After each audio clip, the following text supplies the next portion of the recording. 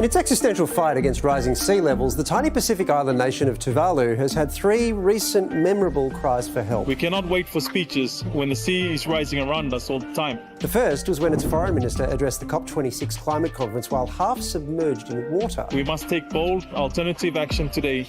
The second was in January of this year, when it announced plans to create a digital replica of itself in the metaverse for all eternity. We've partnered with Tuvalu to create a digital twin of one of their 9 islands. It looks pretty impressive, don't you think? And the third was back in 2012 when they were visited by Prince William and actively encouraged him to gyrate for their viewing pleasure.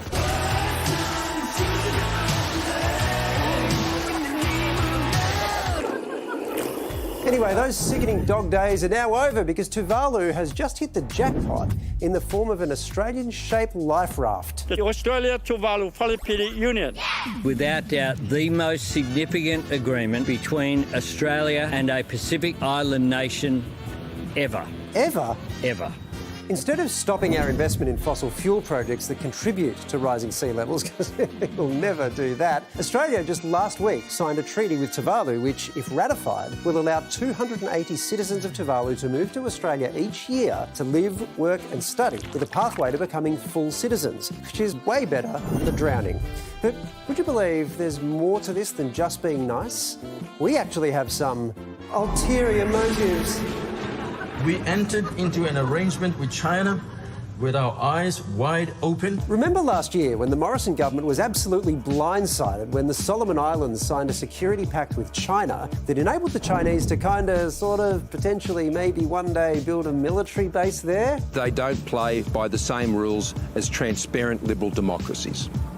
OK. Well, we all had a good laugh about it. Then we started panicking. And so now we've made Tuvalu enter into a union with us that means we have veto power over any wacky China-friendly deals it might consider. It's the first time Australia has taken this step. Australia wants to secure its neighbourhood. So is this just the start of something much bigger? Are we about to approach other Pacific nations and completely lock China out in a game of strategic denial and wave our collective index finger in their faces in a no-like gesture? Yes, mate, just like that. Anyway, you know what? It just might work. With this deal, Australia is offering things that China simply can't. Things like being a nice, close-ish place to live and work. And also, the promise of a revamped deal or no deal, hitting screens in 2024. Even though we can't compete with China's tempting money and donations, we can trump them with lifestyle and grant tenure. To the extreme, a rocket mark like a burn. But how far are we prepared to go? I mean, now we've opened this can of worms, how many more countries are we obliged to heroically save? Could Kiribati, Nauru or Fiji be next? That's roughly 1.4 million people. We good with that?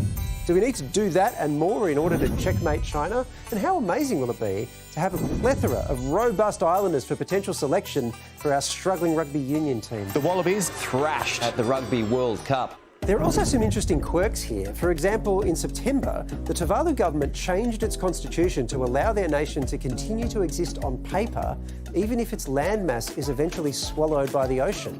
This was done mainly to retain lucrative fishing rights in its 900,000 square kilometre economic zone, so their economy can still flourish even though their PMs hang and ten at Bondi or shirtless and off chops at Stereosonic in Melbourne. It's really only Australians who do that. No land? No worries. Step up. But there's the law of the sea, which could pull rank and say Tuvalu needs some land if it wants to retain said fishing rights. So with Australia also committing around $17 million to build critical infrastructure to keep the place afloat, are we then expected to build a big old Tuvalu tower so there's actually some land to boast of? And who lives in the tower? Will it have Wi-Fi? Will KO freeze every 5 minutes up there? Anyway, it's all just the tip of the iceberg as we look to pacify China in the Pacific. What a time to be alive, eh? Now, here's Sam with tonight's winning lotto numbers. So 0, 4, 2, write this down. 2, 7, 8, 9, 6, 4. That's the winning numbers. It's also not yet finished. It's also your phone number, but they're the winning lotto numbers right there. People are going to rewind that now. Yeah, Thank you very much. Yeah. Thank you very much. This is super clever by Australia, right? It's really interesting. It was actually, weirdly, it was Tuvalu's idea. Oh. Yeah, which I think is part of the way Australia can sell it. It's like we're not forcing this upon them. But there are these other nations that are genuinely thinking about what do we do when we're submerged. And the other ones I mentioned, Kiribati, Nauru might be an example.